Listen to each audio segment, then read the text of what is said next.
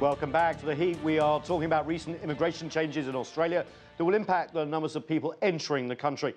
And joining us now too on our panel from Melbourne is Shen Narayanasamy. She is Human Rights Campaign Director with the activist group GetUp. Thanks so much for joining us from Melbourne. Sorry we couldn't get our satellite up in time for you to get in the first half of the show, so I'm going to give you a bit of time here. Before the break, we were talking about the impact of this new Australia First immigration program, the withdrawal of the 457 visa. And the point was made that this may affect the people who actually need it most. We're talking about refugees, we're talking about people whose English is not necessarily their first language. What's your view, Shen? Well, we think it's really significantly concerning changes, and it's not actually just limited to the 457 visa changes. The government has also flagged a number of changes to accessing Australian citizenship, which look to make it significantly difficult for people, especially from the Asian region, to achieve Australian citizenship. And today they have also just announced changes to university entrance places to prevent permanent residents from accessing government subsidised places. So all of these changes combined lead us to a position that we really do see that Australia is in some ways aping America, or perhaps even harking back to the days of the Australia white-only policy that we used to have. Shen, where in Asia do you think is going to be most affected by this, and what effect do you think it's actually going to have on what has been a very successful Australian mix for the last 70 years or so? Well, it will have a really devastating impact. I mean, since 1975, when the White Australia policy was finally dismantled, Australia has become, over the last 40 years, one of the world's leading multicultural nations. And especially over the last 15 to 20 years, migrants from Asia, particularly from China and from India, have been at the forefront of entrance into Australia. And so what you see in our streets and in our cities is an incredibly diverse Australian population. And that didn't come about by accident. That came about based on an immigration policy that prioritised equality and allowed for people to access Australian citizenship. It had a rather fair approach to the English language. It acknowledged that Australia was contributed to by numerous migrants who didn't have the world's most perfect English levels.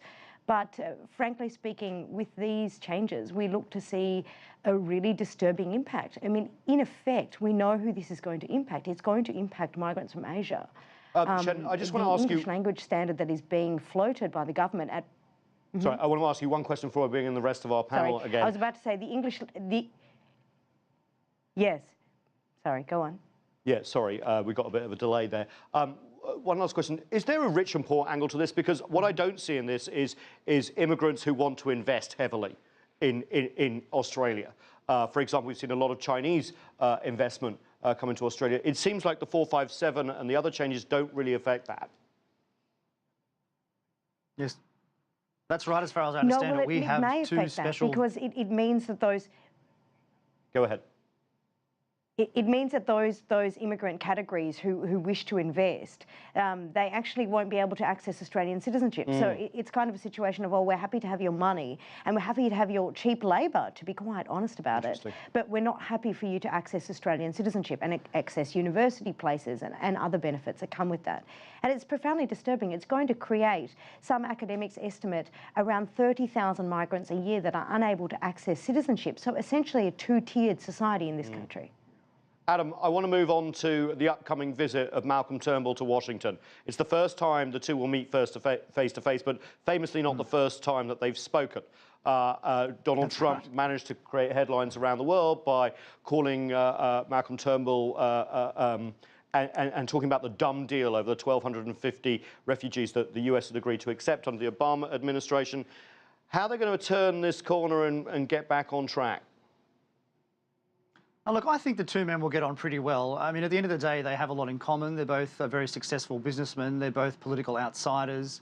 They're sharp talkers. So I think this is a good move. It came as a surprise. I wasn't expecting this meeting. We just had the US Vice President in Australia just the other week.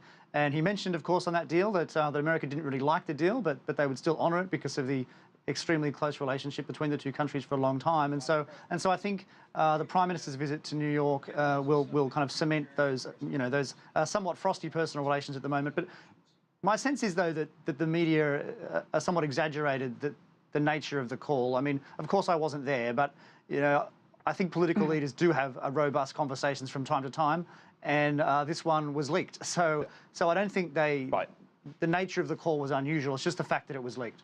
Linda, Kirk, from a foreign policy point of view, what does Australia want to achieve by this visit to New York? It's going to be on a former aircraft carrier.